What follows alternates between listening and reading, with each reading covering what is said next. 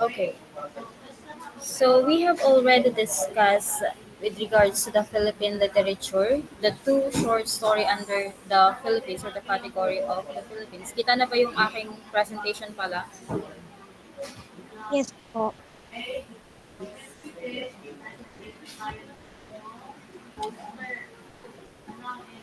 Okay, thank you so much for that.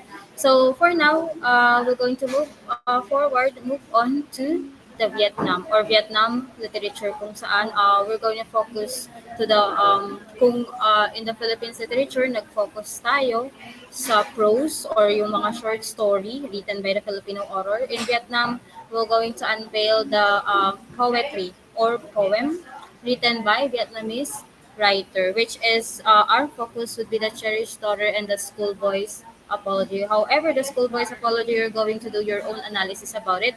And today, we're going to be discussing with regards to the cherished daughter. So, as a guide, we have your learning objectives. You're going to analyze the sound devices used in the poem or poem to express your appreciation toward the poem. Next is to understand the poem through the Vietnamese cultural perspective or Vietnamese lens.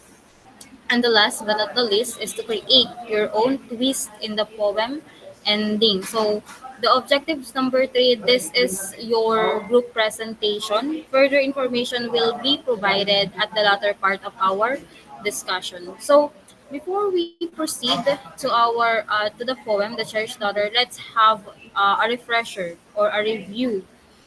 Because I'm gonna review your um, prior or previous knowledge idea about poetry because I am aware that you have already encountered this kind. Ba't hindi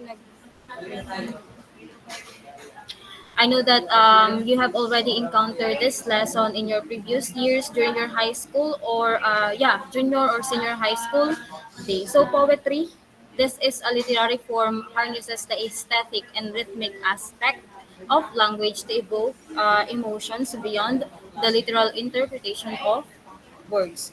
So, meaning, how does poetry evoke the emotion of its reader? So, poetry or yung poet usually use figurative languages such as simile, metaphor, personification, hyperbole, onomatopoeia, metonymy, oxymoron, and such in order to evoke the emotions of the reader. So, I know that alam nyo din na yung figurative language, they do not have a literal meaning. They actually possess um, a meaning on which the poet wanted to convey to its reader. And it depends on the reader on how the reader will gonna understand the information or the meaning that the poet wanted to convey. So, in the umbrella of literature, there are two main genre.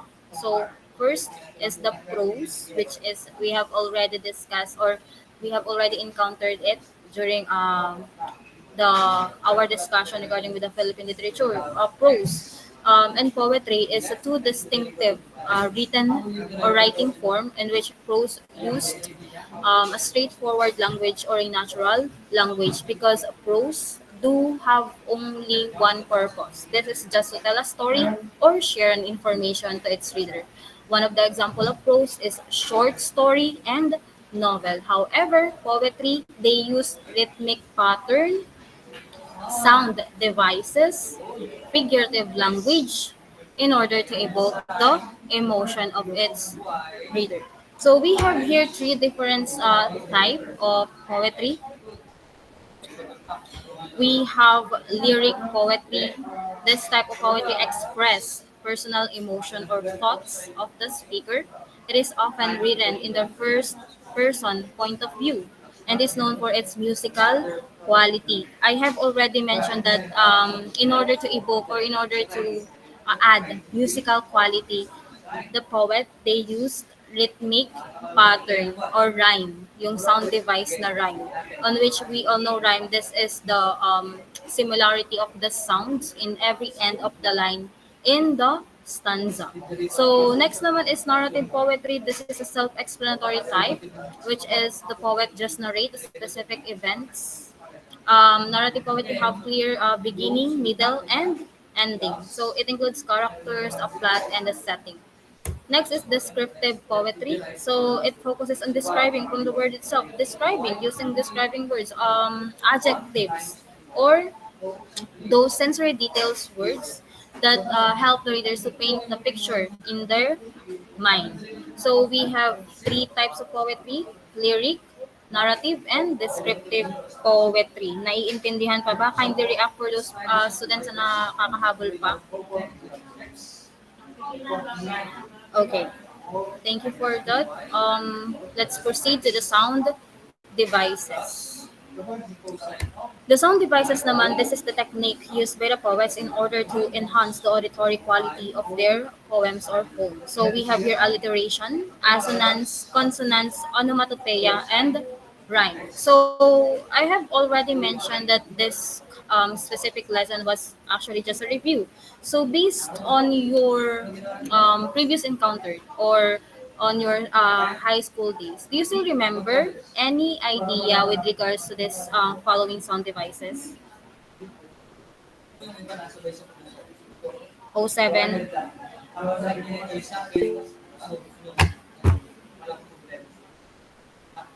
Yes. Go ahead, Edsel. Ma'am, yung sa onomatopoeia lang po, yun po ata yung parang ginagawa pong words yung sounds, gano'n po. Very good. So just to reiterate, onomatopoeia, this is the utilizing words as to imitate natural sounds. So when it comes to natural sounds, the sound of things or the sound of animals. So yan yung onomatopoeia. Aside from that, any idea? Pantoha. Mariel?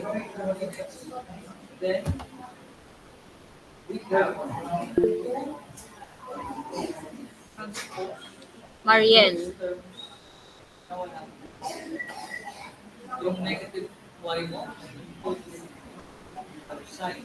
Ma'am, Yes. sorry po. Ang ano po, yung alliteration po ay para pong isa po siyang device na yung same initial consonant sounds ay nare-repeat po sa isang word. Parang ganun po. Very good. Yes, that is alliteration. Next, Valencia.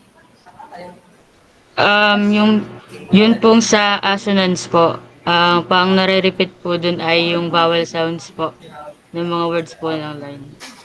Vowel sounds within the word. So yun Word yung twist. assonance. Very good. Yeah, next, Rosal. Yung sa rhyme naman po, nire-repeat naman po yung mga similar sounds dun sa dulo po ng syllables. Dulo ng syllable, similar sounds or similar consonant sounds. Kaya siya tinawag na consonants.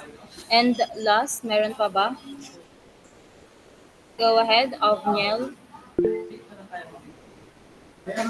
Yung ano po, naano na po ba yung consonants mo? Yes, nabanggit na siya.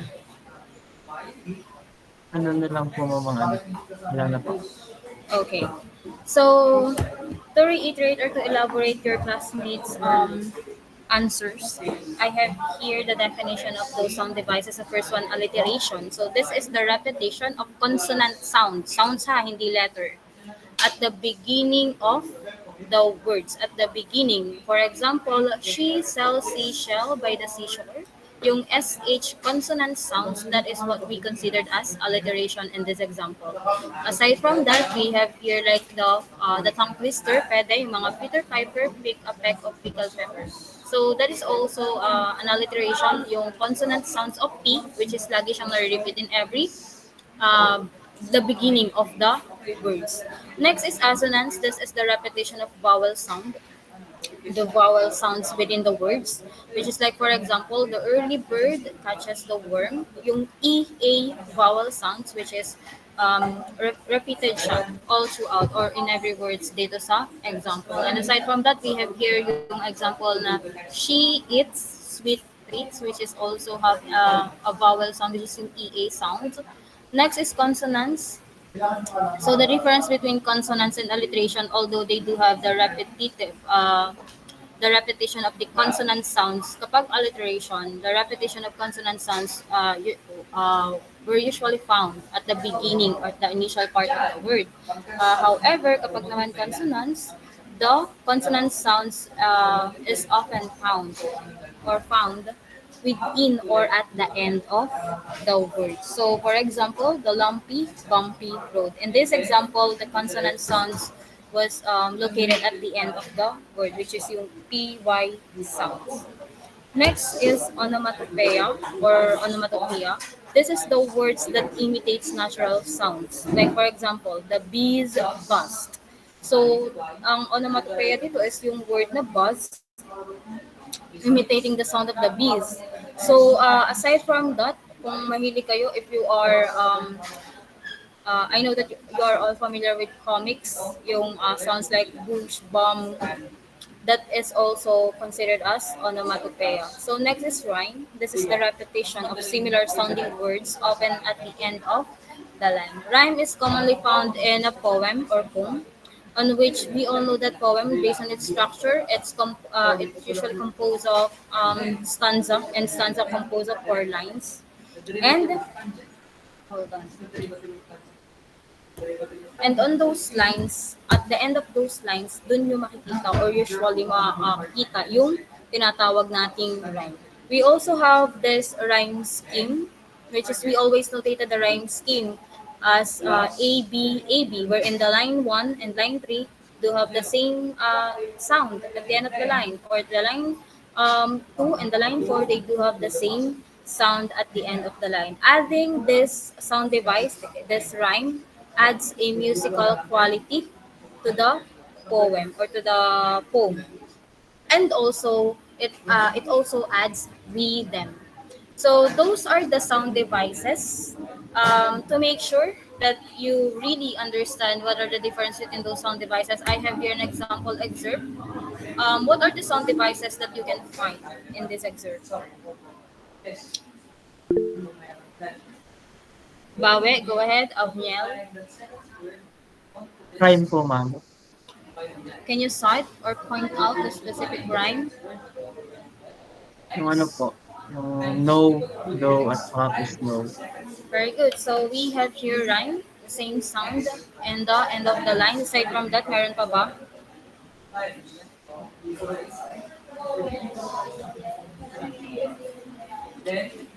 Saking, Assonance po, ma'am. assonance, Yung sa ano pa? second line, his Pardon? house is in the village. Very good. Yung Yung sa his, second okay. So yung his house is in the village. Yung I sounds or I vowel sounds is usually repeated in this specific line of the poem. Next, meron pa ba? Go, Valencia. Yung ano po ba, whose foods these are, I think I know po ba, ay assonance po. Yes, we can consider that also as assonance, yung O vowel sounds. So thank you so much for the participation, assessing that you have already understand the different kind of sound devices. So we're going to move forward now and discuss the focus or the literary work, which is in the cherished daughter coming from Vietnam. This poem was written by an anonymous author during or on 700 AD. So I have here a video presentation retrieved from YouTube. So please watch and listen to the video.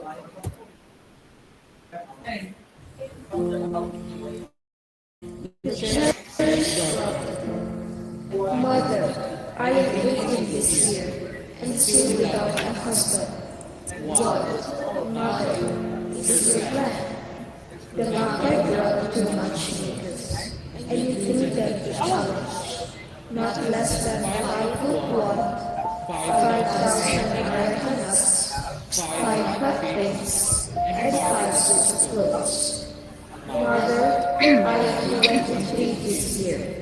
still without a husband. What, mother, dear, is your plan?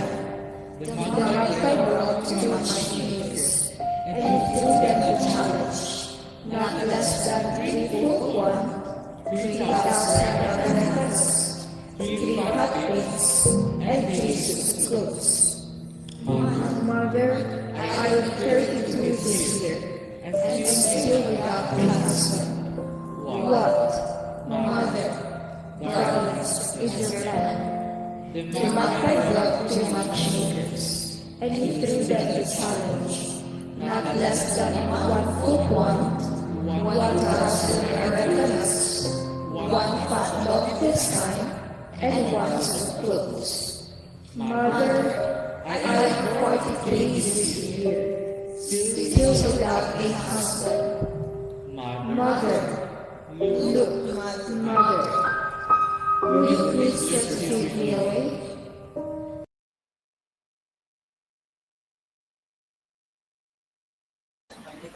Okay, so that is an excerpt or an example of extended ending of the Cherry Story poem from YouTube. Um, with regard to this one, we're gonna go ahead like what we always do before we analyze or we assess your deeper understanding about the literary work. So we actually define those not so ordinary words embedded in the story. So based and also I have already instructed you to read the cherished letter. So based on your readings, what is the meaning of magpie? Yes, Ninya. Good fortune po. Magpie, good fortune. Aside from that, additional idea, Yumi. Ma'am, para po siya po yung nagfa-facilitate po ng marriage po. Yes, so magpie is actually in the context of the poem, it acts as a relationship or marriage facilitator between the daughter and its potential husband. Next one, what is the meaning of one?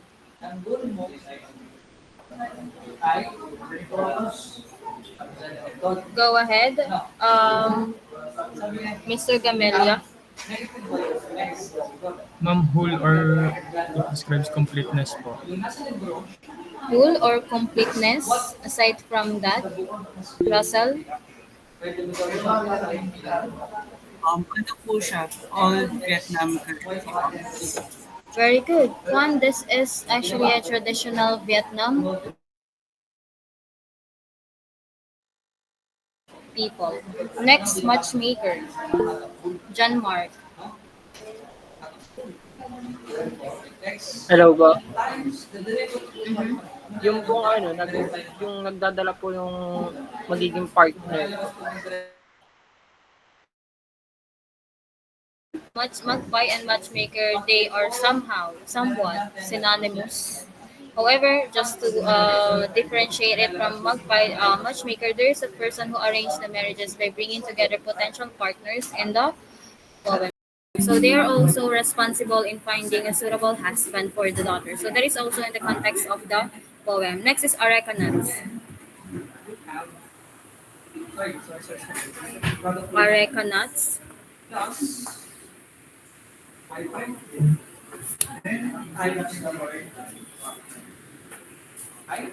Reggie.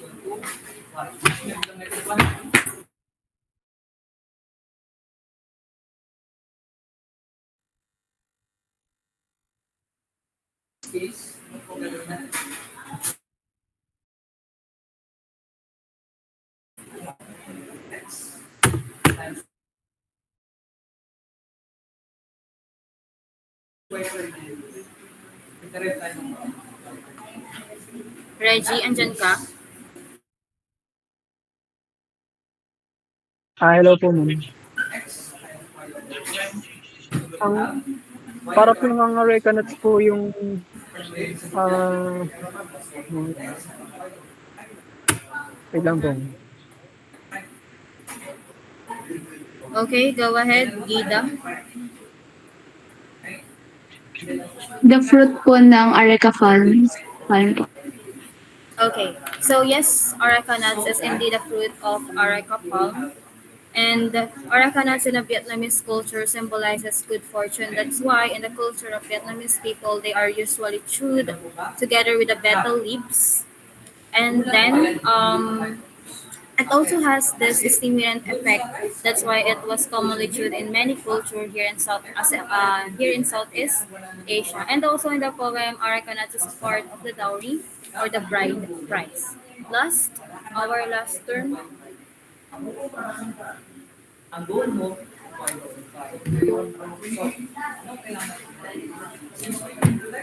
Adam.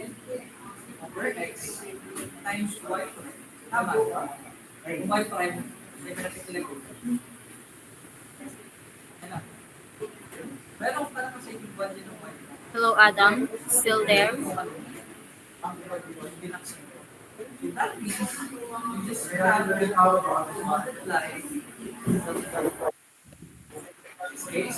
Okay, go ahead. What do you think is the meaning of our last term? Suit of clothes or set of clothes?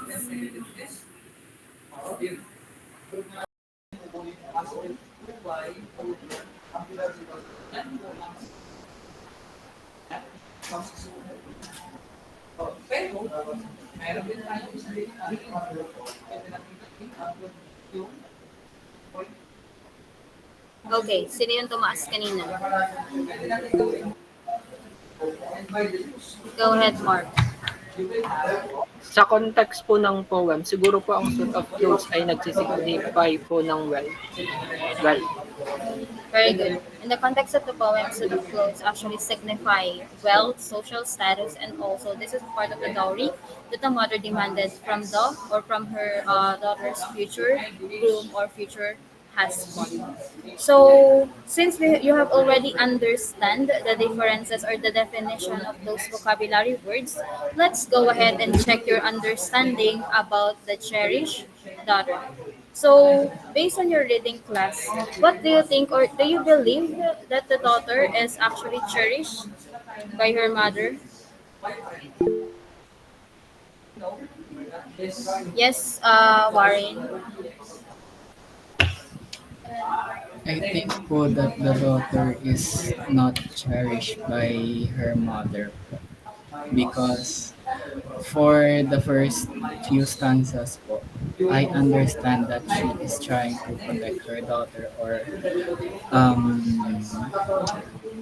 visualizing what is best for her. But as the poem goes by, until the age of ano na po, of 43, hindi pa rin niya rin po nilalet go yung daughter niya, which is for the first few stanzas parang ano po siya, frustrated po. Then pagdating po sa pinakahuling stanza is desperate na po yung daughter kung kailan po siya magiging malaya or makaka-marry po. Good point. Very good. Any other idea or additional information?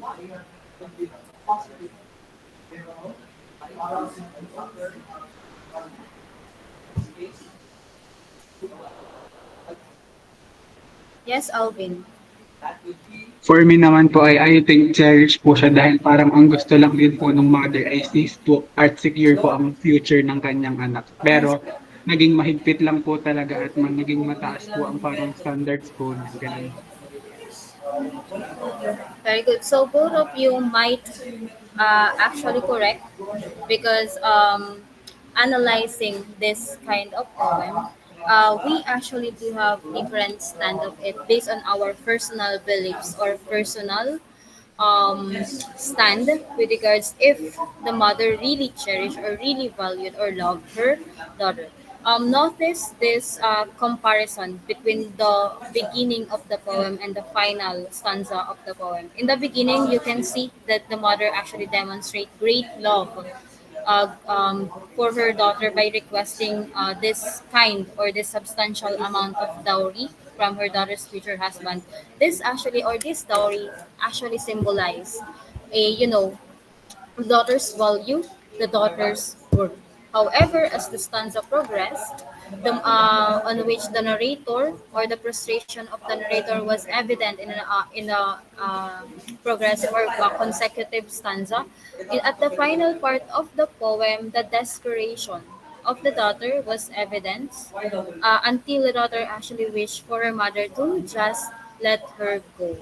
So, with regards to that, since we have our own biases in answering the question number one, this actually unveiled the importance of utilizing the Vietnamese cultural lens or cultural perspective in analyzing the story or the poem of the cherished daughter. Why? Because the author, they are the author are they are actually or often incorporate their culture in writing this specific poem.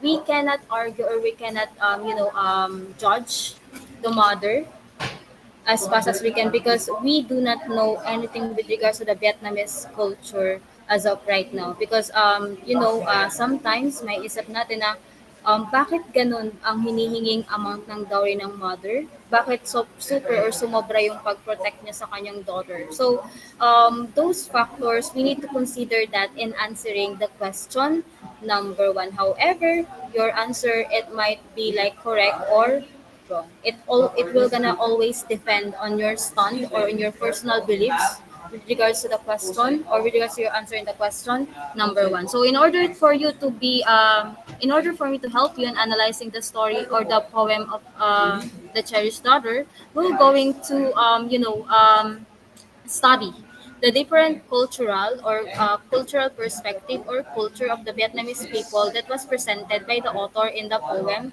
itself. So based on your reading class, what are the culture what are the culture of the Vietnamese that is shown in the poem? What are the culture of the Vietnamese people shown in the poem? Ernest. Based po sa pagkakabasa ko po sa poem and sa culture po ng Vietnam, ay ang pinapakita po dito ay mas binavalue po nila yung family o yung mga kamag-anak po nila kaysa po sa sarili nila. Very good. The importance of clan or importance of family. Ano pa bukod doon? Yes, Raven. Yung pagkakaroon po ng arranged marriage at dowries. Arranged marriage or yung matchmaking as well as the concept of dowry and bride price. Aside from that, Shane? Yun po, ma'am, respect po sa family since nung pauna po ng poem is parang wala pong magawa yung daughter. Yes, respect to family, to one's parent, most likely respect to the elders or yung pagiging filial ng mga Vietnamese children towards the elders of the family. Aside from that, meron pa ba? Lazel? Ma'am, yun pong importance po ng Pardon, sorry. yung importance po ng Lazel, hindi talaga kita marinig. You can chat your answers in our group chat here in the meet. Gabriel, go ahead. Ma'am, parang yung standing po ng pamilya, kung kaya po bang buhayin yung maging asawa.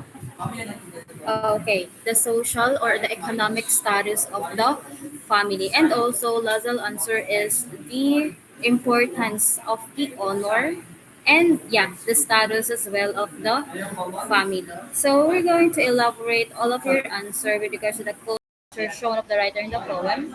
So first and foremost, we have here the family and the clan importance and their role in marriage, matchmaking and arranged marriages, fortune tellers in Vietnam, dowry and bride price, Confucian values or yung filial piety tinatawag, and also the generational or the social expectation or social pressure. So, focusing or highlighting, not only here in the Philippines but also in Vietnam, that we put a high regards, a high importance to our we are actually having, an extended family and the same roof. Like, hindi lang yung immediate family natin yung kasama natin. However, we have our extended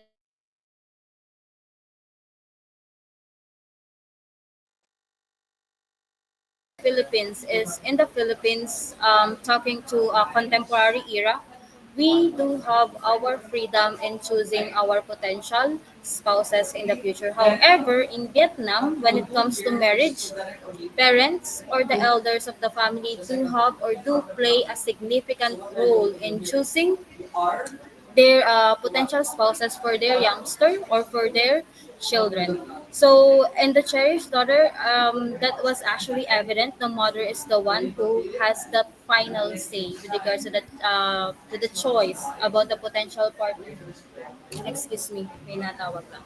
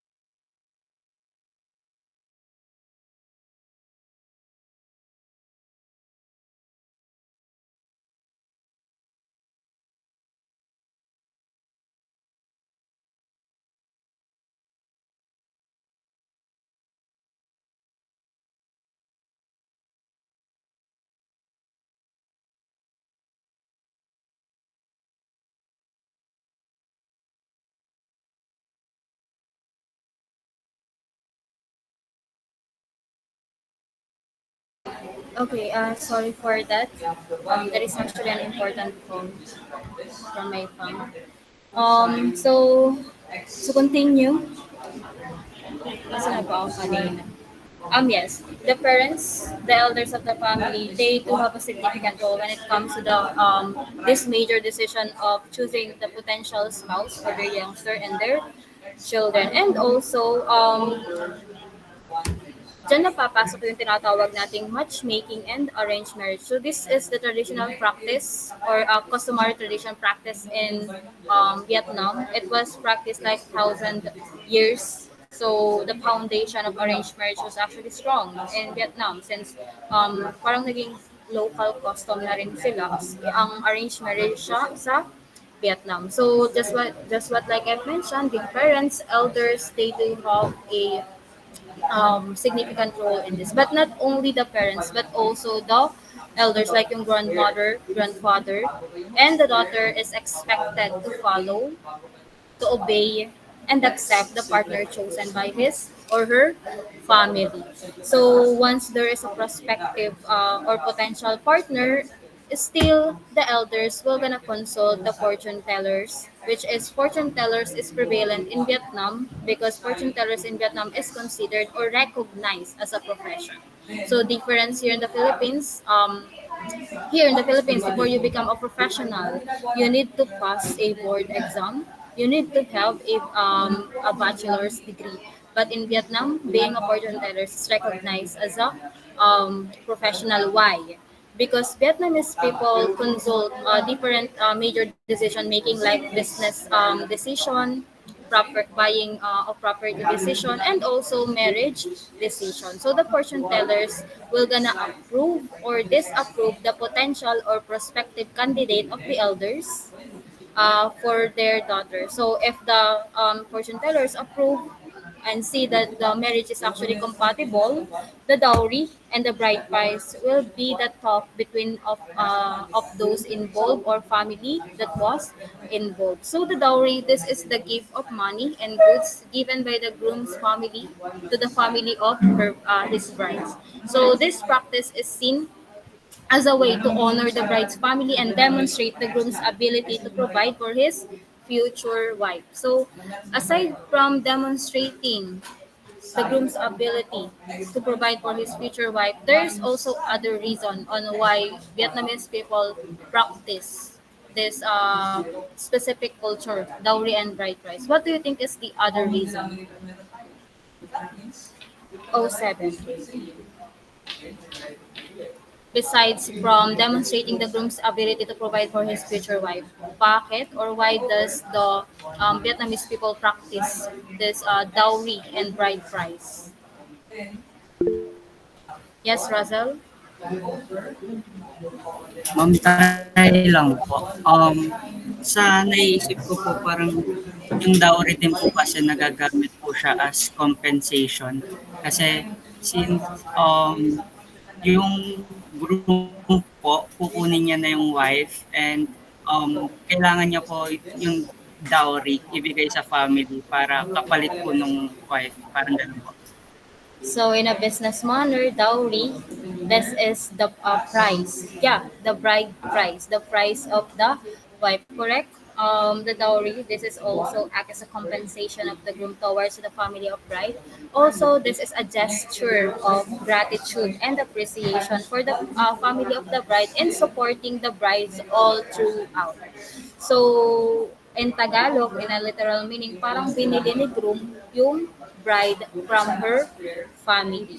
So, aside from that, dowry is also a sign of great respect because Vietnamese people do have a deep values rooted from a Confucian teaching, which is yung tinatawag na filial piety. So, filial piety, this concept originating with Confucianism.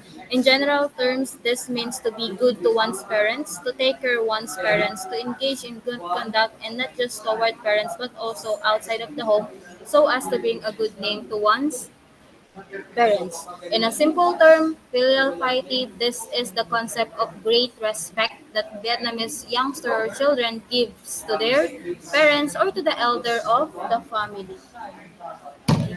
And aside from that, bringing honor, like what Lazel said kanina, bringing honor to your family is also a sign of being filial. So Vietnamese people do have a responsibility to bring honor, glory inside the family. And last but not the least, generational or social expectation, which is clearly evident in the poem, on which at the final part of the poem, you will gonna sense the desperation in the voice of the narrator or nung daughter because of the social expectation or social pressure. Why? This poem was written 700 during the year of 700 AD. So, meaning on that time or on that era, women are expected to have uh, husband or to build their own family when they are just 18 years old. And the daughter, in fact, being 43 years old, is still without a husband. That's why she is being pressured in her society because she still not to have a husband despite of her age. So those are the cultural elements provided in the content of the poem by its writer. So on your readings, just to ask, what is the sound device used in the poem?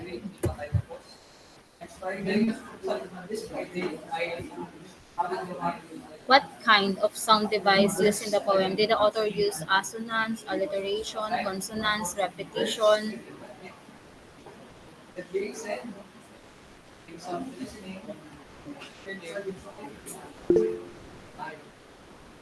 Yes, Louise.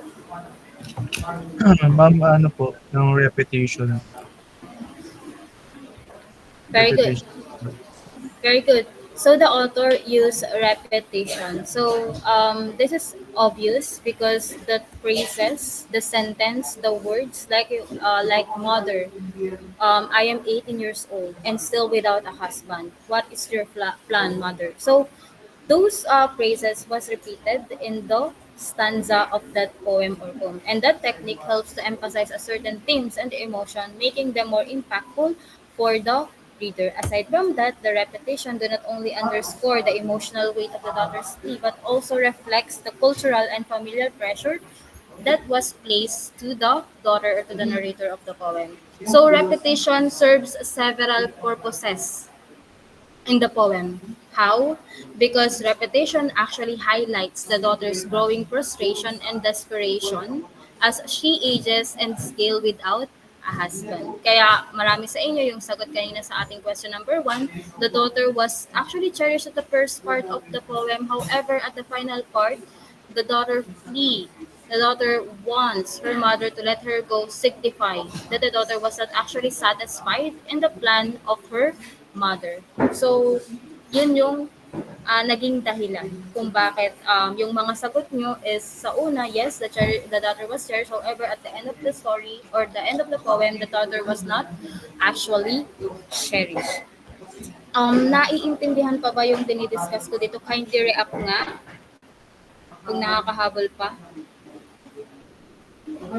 Okay, thank you so much for your reaction. So aside from that sound devices, what kind or what type of poetry is the cherished daughter?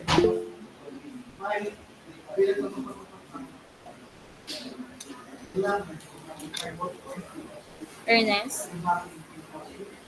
Ma'am, ano po, lyric poetry po since it expresses po na personal emotions po ng daughter.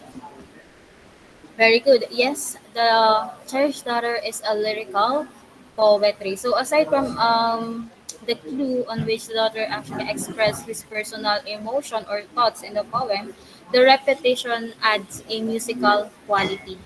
It adds this rhythmic pattern, the rhythm, on which while you're reading the poem itself, you it's actually add a musical quality. Since musical quality that is one of the characteristics of lyric poem. So this is the end of our discussion about the cherished daughter. Hope that you understand and you actually unveil the deep meaning or the cultural perspective that the writer wanted to convey to you, students. And now I'm gonna go ahead and explain to you your activity number two, because your Vietnam is under the fourth week, and you do have the activity number two on your fourth week too.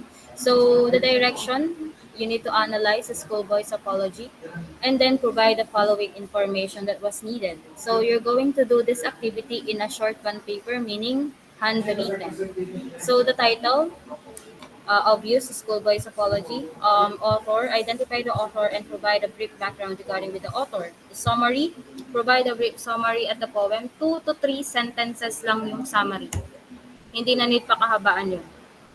Analysis, offer a detailed analysis of the poem discussing its meaning, the themes, and any significant literary elements used by the author. Sound devices used in the poem if this is alliteration, assonance, onomatopoeia, rhyme, or etc. Poetry type, kung narrative, descriptive, or lyric poetry. Narrator's point of view, kung ito ba ay first, second, third, omniscient, or limited point of view. The theme, the central idea, if this is about war, the aftermath of the war, the love, or social injustices, gender inequality, culture present in the poem or in the poem. You need to discuss any cultural elements or reference present in the poem or in the poem, particularly those relevant to the poem's setting or context. If walang makita, wag gawing komplikado.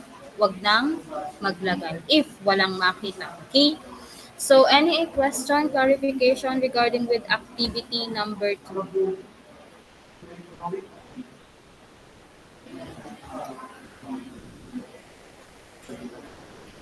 None? Yes, Russell. Ma'am, typewritten po ba or handwritten? Handwritten. Why?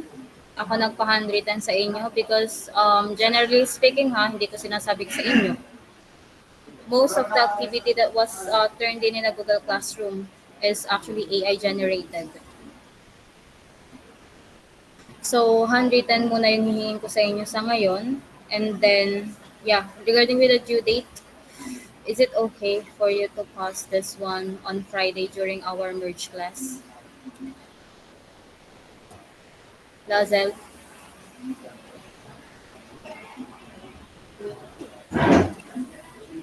Class rep?